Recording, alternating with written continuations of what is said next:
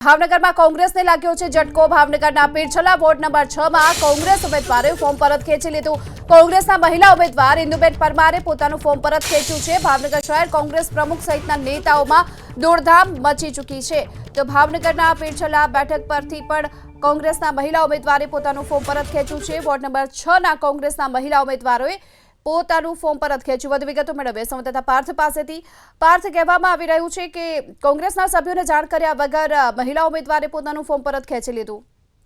જી ચોક્કસથી જણાવી દઉં, ભાવનગરના રાજકારણમાં અચાનક જ ગરમાવો આવ્યો છે। આજે પીરછલા વોર્ડ નંબર 6 છે તે ભાજપના પૂર્વ પ્રમુખ છે તેમનો વોર્ડ ગણવામાં આવે છે। જો કે કોંગ્રેસના 4 વ્યક્તિઓ હતા કે જેમને મેન્ડેટ આપવામાં આવ્યું હતું। જો સૌથી પહેલા સલીમભાઈ રાધનપુરી, દર્શનાબેન જોશી, કલ્પેશભાઈ મણિયાર અને આજે ઇન્દુબેન પરમાર કે જેઓએ પોતાનું મેન્ડેટ છે તે પાછું ખેંચી લીધું છે, તેમને મેન્ડેટ આપવામાં આવ્યું હતું। આજે સવારે લગભગ 10 વાગ્યાની આસપાસ તેઓ જે કચેરી, સરકારી કચેરી આવેલી છે ત્યાં પહોંચ્યા હતા અને અચાનક જ તેઓએ પોતાનું ફોર્મ છે તે કોઈ પાર્ટી સાથે વાતચીત કર્યા વગર તેમને પરત ખેંચી લીધું હોવાના સમાચાર મળી રહ્યા છે। હાલ આ જે વિગત છે તે બહાર આવતા કોંગ્રેસના શહેર પ્રમુખ તેમજ અન્ય જે આગેવાનો છે તે સરકારી કચેરી પર ચૂંટણી વિભાગ પર દોડી ગયા છે। જો કે આ જે મામલે હાલ તો માહિતી એ પ્રકારની મળી રહી છે કે તેઓ જે આ ઉમેદવાર હતા કે તેમને પોતાનો ફોન પણ બંધ કરી દીધો છે અને કોઈ કારણોસર અચાનક જ તેમને જે પોતાનું ફોર્મ છે તે ઉમેદવારી ફોર્મ પરત ખેંચી લેતા અચાનક જ ભાવનગરની અંદર જે પ્રકારે રાજકારણ ગરમાયું હોય તે પ્રકારના સમાચાર મળી રહ્યા છે। જી, આભાર આપનો આ સમગ્ર માહિતી માટે। તો જે કોંગ્રેસના ઉમેદવાર છે, મહિલા ઉમેદવાર ઇન્દુબેન પરમાર, તેમણે પોતાનું ઉમેદવારી ફોર્મ પરત ખેંચ્યું છે અને હાલ તો